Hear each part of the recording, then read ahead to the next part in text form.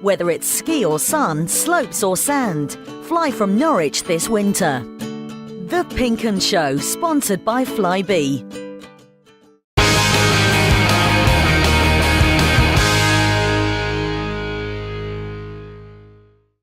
Time to bring in a chat I had earlier today with Nick Clench. He is a business psychologist, an executive coach, and of course, most importantly, a Norwich City fan. And in his profession, he has his own theories on what is happening at Norwich City at the moment. Well, looking at this from a leadership psychology point of view, there's some things I've been noticing over the last few weeks that I think are quite interesting. There's been some really comprehensive research done by a company called PeopleWise that I work with, and they've come up with these 5 clear factors of leadership. I think a couple of these are really at play in the situation at Norwich right now. So looking at Alex Neil's leadership style and the psychology of Alex as a man, then a couple of things have come to light, mainly around his confidence and his resilience. He's an enormously confident and resilient individual, and I think that was one of the things that we loved about him when we came to the club. But in the extreme, these psychological attributes or strengths can actually become weaknesses and risk areas. So when you have an overinflated sense of self-importance, then you can essentially get caught up in your own hype, and you believe what you're saying and believing without challenging that or accepting any criticism of that. And you can see some signs of that in Alex's post-match interviews. I don't know what he's like behind closed doors, but he's giving off signs of extremely high levels of confidence. And when that happens, then what can essentially happen is the rest of the team, the followers essentially, can turn against the individual and the leader because they don't have the same view of him as he has of himself. This also can affect the leader's leadership style. So the leader becomes much more direct, starts to tell people what to do rather than motivating the team and drawing through performance and talent.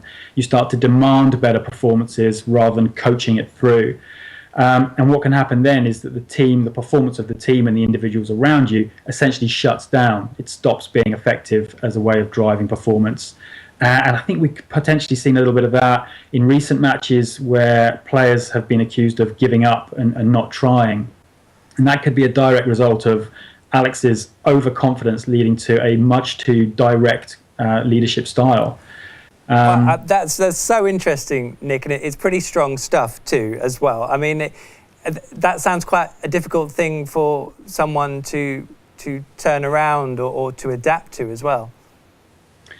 It's difficult, but it's certainly not impossible. And the first thing that needs to happen is that Alex needs to become aware of that. So we talk about blind spots, and hyper-confident, overconfident individuals develop a blind spot in terms of not knowing that this is happening, but the confidence drives you forward on and on and on.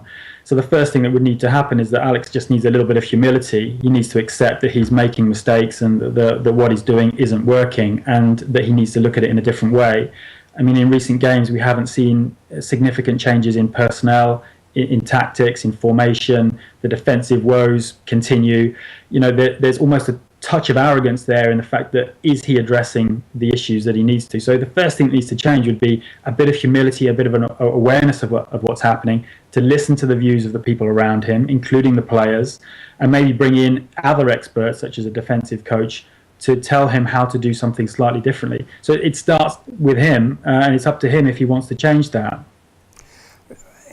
Fascinating stuff, and I mean, we're obviously dealing with something that is a kind of a business situation, I suppose, a business thinking in terms of dealing with it in sport. Can those two areas be comparable?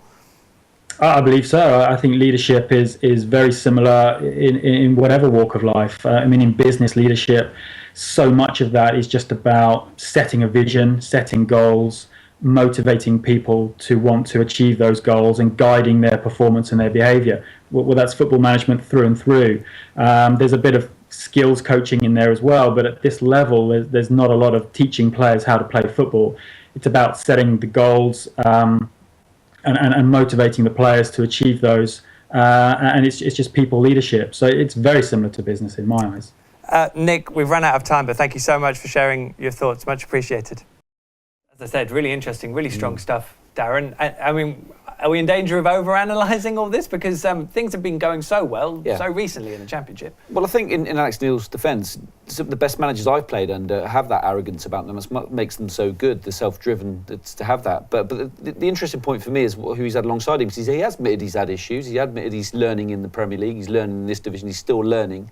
So that's why Alan Irvine was brought in. Now, what influence is he having over it? Because nothing's changed. If he's got all the experience to help him out, what's different? Nothing's changed since Alan Irvine came in.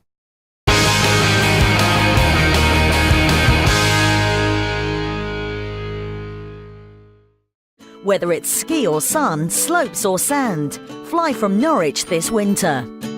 The Pink 'Un Show, sponsored by Flybe.